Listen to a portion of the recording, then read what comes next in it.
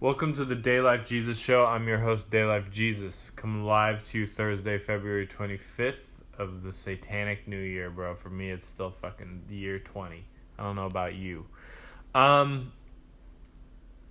This show is brought to you by our sponsor, Automat.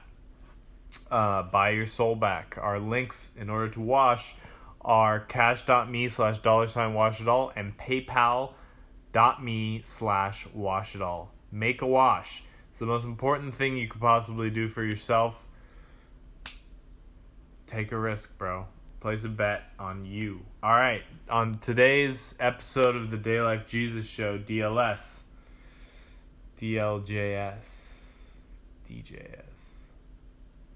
Nice. We're going to be continuing my series on Barron Machat and Young Lean.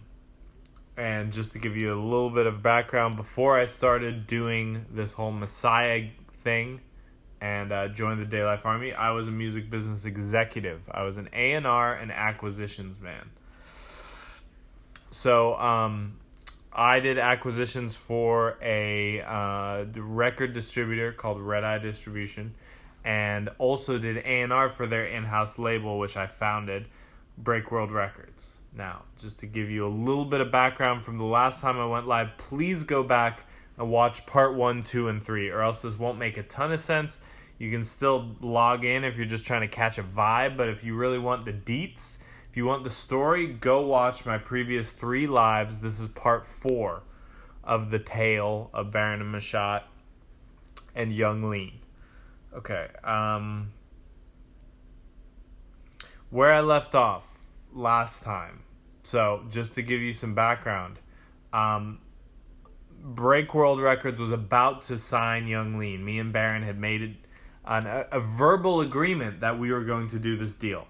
Now, at the time of making that verbal agreement, Barron also let me know, without really letting me know, he implied that he was addicted to Xanax. I did not pick up on that implication at all, which I regret, because if I had known, maybe something could have been done about it, but it wasn't. Okay, so I go and visit Barron in LA. We have that meeting. I come back home, and I'm like, fuck, okay, now we're going to put out a Young Lean record. This is, it's the fucking beginning of my new life, bro. I'm about to ride off into the fucking sunset with Barron and Young Lean by my side, my 2 boys. I'm about to do business with men and have it succeed. My whole career before this was doing business with older men. It was doing business with old people with money, people with fucking shit. And they were like, okay, you're the youth, go and fucking bring some authenticity to this business venture. Now, I was pretty innately good at business, so I actually added a lot of money as well. But this was the first opportunity to be like doing business with people who are peers of mine, people who are my age, and to make a lot of money. And money that I would have earned all the way through. So, at the time, again, if you're just tuning in, Barron Machat was Young Lean's manager. Young Lean, if you don't know him, was a Swedish rapper, kind of making SoundCloud sad boy fucking rap. Well, sad boy is literally a genre because of Young Lean. He created that. He is the predecessor. Is predecessor mean someone who comes before or after? Predecessor. I don't know. How do you not know? I should know this, but vocabulary is not my fucking thing. He is the predecessor for Lil Peep. And, yeah. So, I come home. Thank you. Sometimes I just get a little bit confused. I know I'm using the right word, but I second guess myself. And sometimes I use completely the wrong word, but I know people kind of like, pick up on it. So I returned to Red Eye with the news. I went to my boss and said, okay, Break World, we're going to sign Young Lean, but we got to move fast on this because I do not want to lose this deal. This is our first deal that could, basically start making us millions of dollars. And for me, it was my opportunity to finally be a jet setter, to to travel with Young Lean, to travel with Barron, to like really fucking cement my name in a burgeoning industry. I was already the youngest person doing what I was doing. And I was like, okay, now I'm going to be the youngest and most successful. I had tons of fucking plans around this. So, came to my boss, said, we got to do this deal. The advance that we're looking at is about $300,000. And Red Eye's like, what the fuck? We do not do advances that big. And I'm like, no, literally, this is going to be huge. Do the money, pay the $300K. And they're like, oh, we got to run a bunch of fucking P&Ls for this. P&L, for anyone who's watching, is a profit and loss. Whenever you, in business, when you're prepared to invest money, you do a P&L to see if you will get your money back and if a project will be profitable, what the profits are going to be and what the losses are going to be. And at the time, Red Eye, I don't think, had a single artist that they were doing advances for over $200K. I believe for the Aphex Twin record, we did like $200K. And for Grizzly Bear, which got a fucking 9.0 on Pitchfork and was like our biggest indie band, we did $200K. So this was like unheard of for us, but I was like, literally, this is the guy, this is our guy, this is our home run. We're going to fucking knock it out of the park. Let's do it. And I was pushing to get it done. Meanwhile, talking to Barron and Steven, talking about various fucking finer points of the contract. We're getting there. We're getting closer. But our fucking accounting department is just stuck on the fucking advance. They're just stuck on the advance. I literally go to Glenn and I'm like, we got to fucking move, my boss, Glenn Dicker. We got to move. We got to fucking get them this money. We got to sign this thing. We got to just get it done.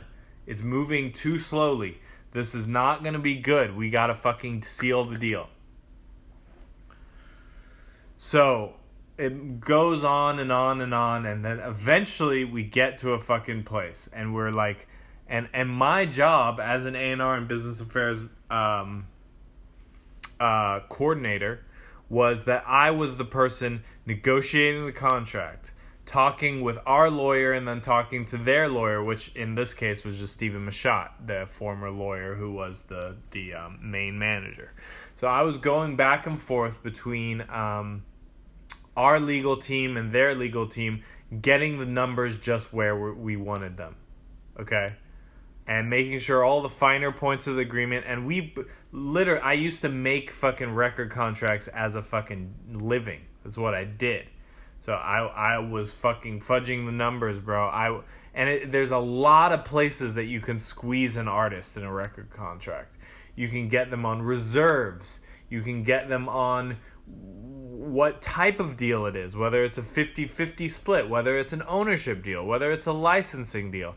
There's a million little fine points that you can squeeze an artist. And then distribution fees on top of that. So as a distributor, we're actually getting double the fucking fees because we're taking a distribution fee, then we're taking a warehousing fee. And basically, a distributor sets it up so no matter what happens, if the record fails, they make money on the manufacturing and the warehousing. If a record succeeds, they make money on the record, on the royalties, on the fucking manufacturing, on the warehousing, on the shipping, on everything. We make money on everything. And this was the fucking business that I was in. And I'm just a fucking 23-year-old fucking cat just trying to fucking figure shit out. And it's also 2015. This is the biggest year of my life. I'm about to enter into my first real fucking serious relationship with like someone who is of an adult fucking mindset, someone who was about what I was about. And I was just finishing up my first full-length album, that as Earthly, which had already gotten like Barron's fucking blessing and was about to come out on my friend's record label through Red Eye.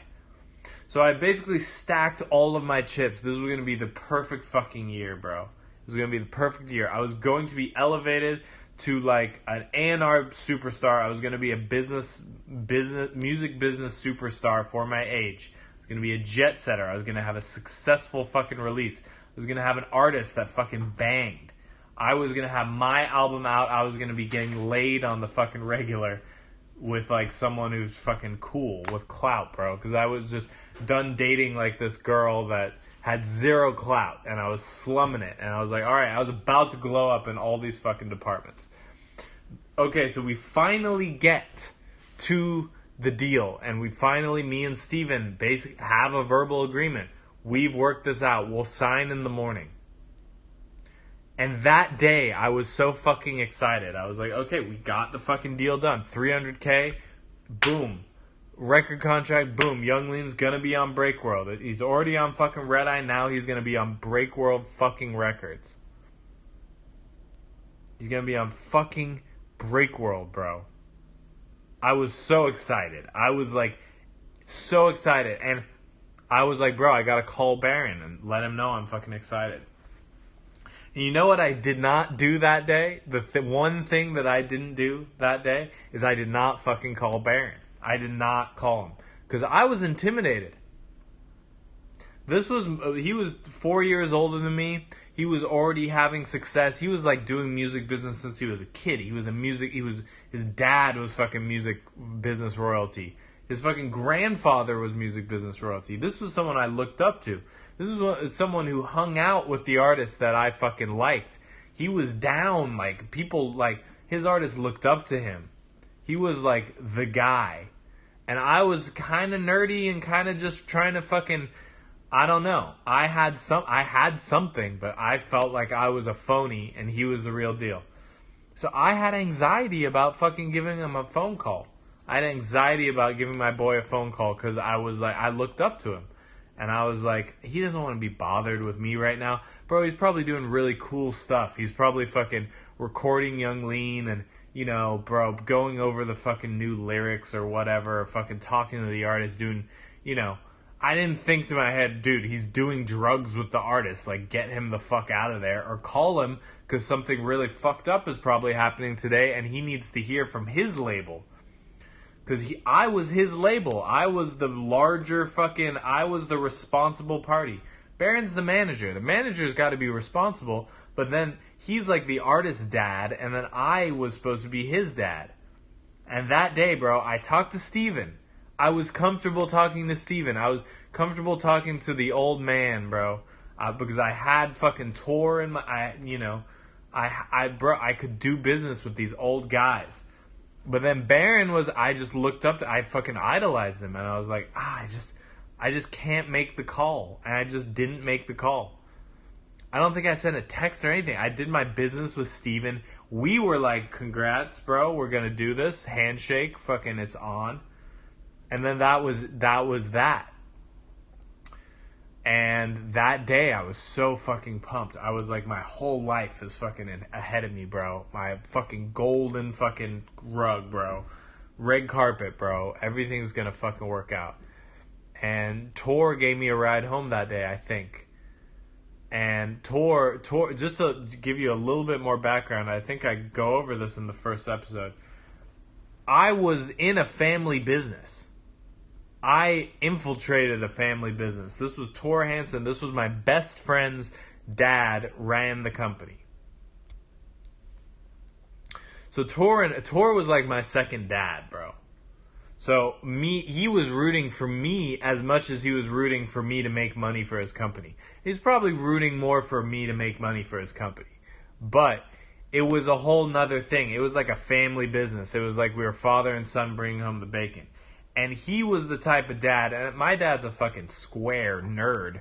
Tor was a fucking bad boy, cool dude. You play him fucking new music. You play him fucking techno, and he'd be like, whoa, this is fucking crazy. You play him Young Lean, and he's like, bro, this is good.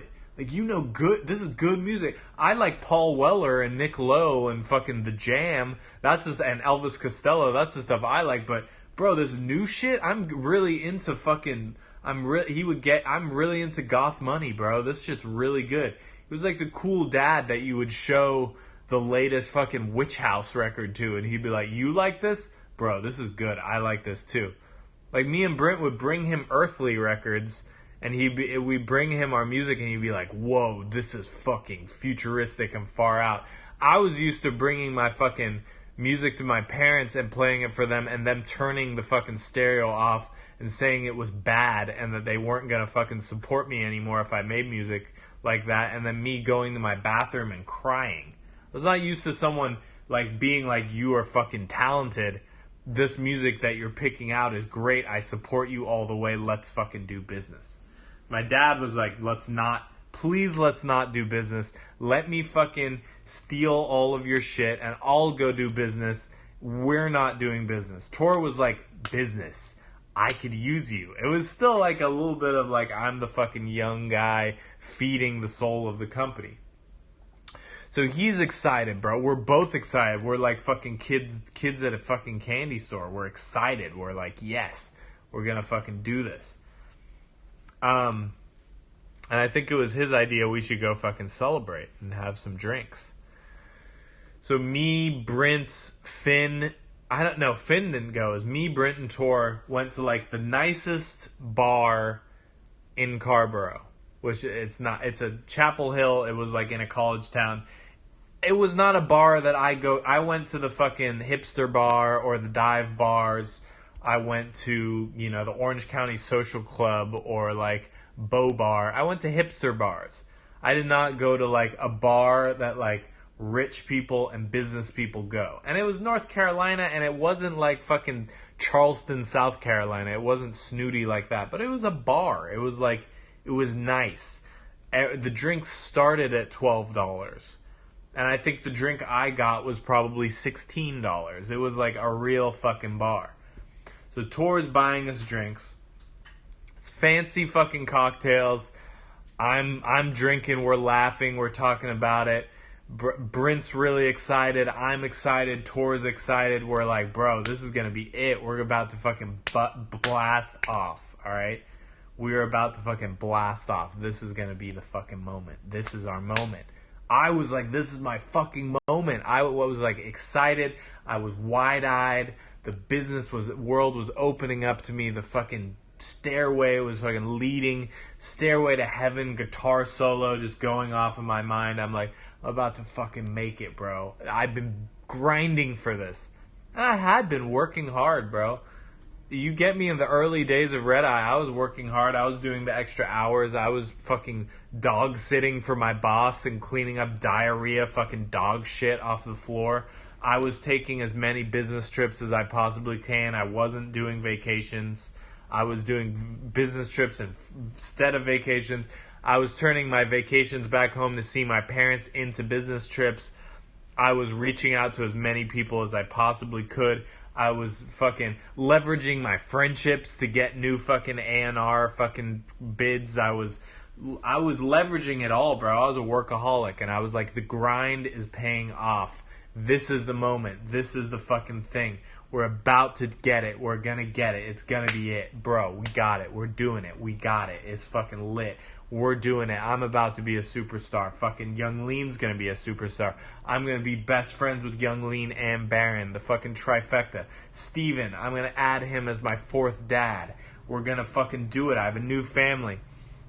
And Barron used to say shit to me like, and granted, I was fucking like a nerd and like looking up to this motherfucker. And he would say things to me like, he would like, when he would sign off like a conversation, and he was always using like fucking like AAVE and shit before I knew that, I didn't even know it was fucking problematic to use AAV. I was putting out a Young Lean record. I obviously didn't give a fuck, but he would like end every text to me with text conversation. He would just say like family, and I was like, mind blown. Dude just called me family. Like, it's on. We're fucking, this is the shit. This fucking blood is thicker than water, bro. It's on. We're doing it. It's on. I'm drinking. I'm getting fucking loaded, bro. Tor's in a fucking great mood. Brent's in a great mood. We're fucking lit. I'm leaving the fucking bar, going and hitting my fucking vaporizer. I'm getting fucking crossfaded. I'm going back into the bar. I'm ordering drinks.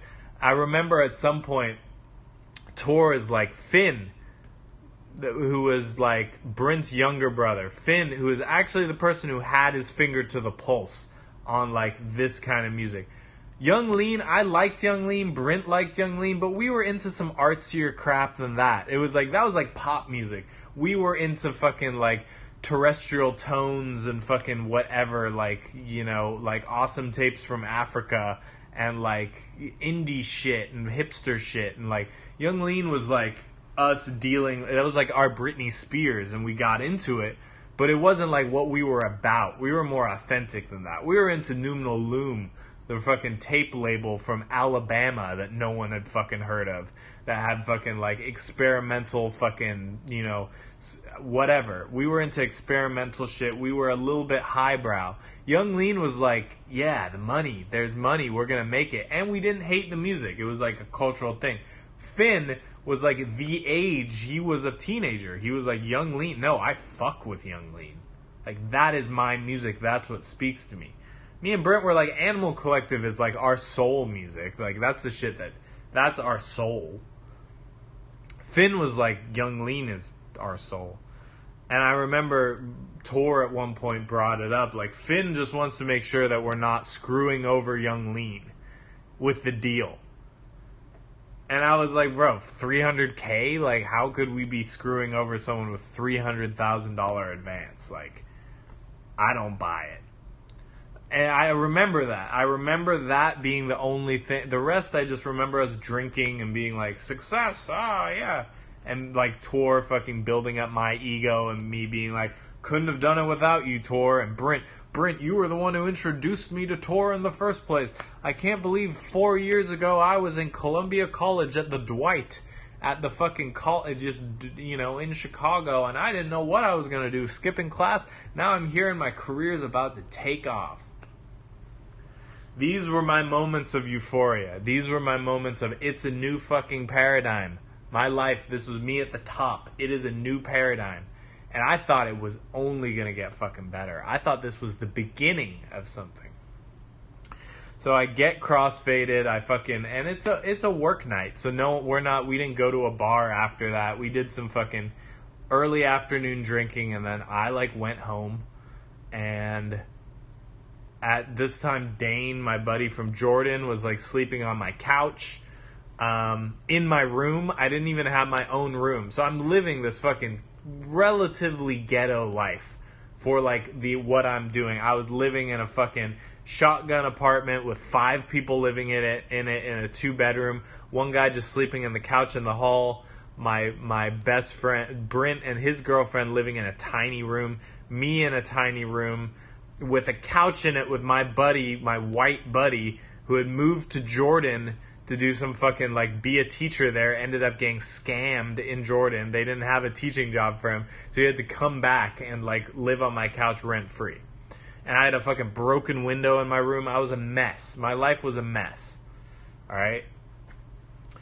I'm in a great fucking mood. I don't even know. I probably texted some bitches. I was probably like, I probably jerked off that night, like fucking, just fucking full blast, just ready to fucking go. Excited, ready for life. Bam. Wake up in the morning at 6 a.m. I turn to my phone. I have a message from Finn Hansen being like, did you see the news? I was like, no, what the fuck? I open up fucking Google. I don't even think I opened up Pitchfork or anything. And it's just Google News or whatever the fucking news was. It jumped at me. There was no way I was going to miss it. There was no fucking warning. There was no, like, I was like, I don't know what news means. I was like, Bro, I open up the fucking thing. Barron Machat dies in car crash. And I'm like, fuck. And we will pick up the story tomorrow. My name is Daylife Jesus. This is the Daylife Jesus Show. Cash.me/$washitall. PayPal.me/washitall. Those are my fucking wash links. Bro, the crazy shit has not even fucking started happening. So tune in on the next show, or we're going to go into what really fucking happened the night of Barron's death, bro. It's going to get fucking crazy. So, anyway, follow me on Twitter, Edan Brook. Follow me on Instagram, DayLifeJesus. Add me on Clubhouse, at DayLifeJesus. I go in there now. I'm doing rooms. And I'll see you tomorrow.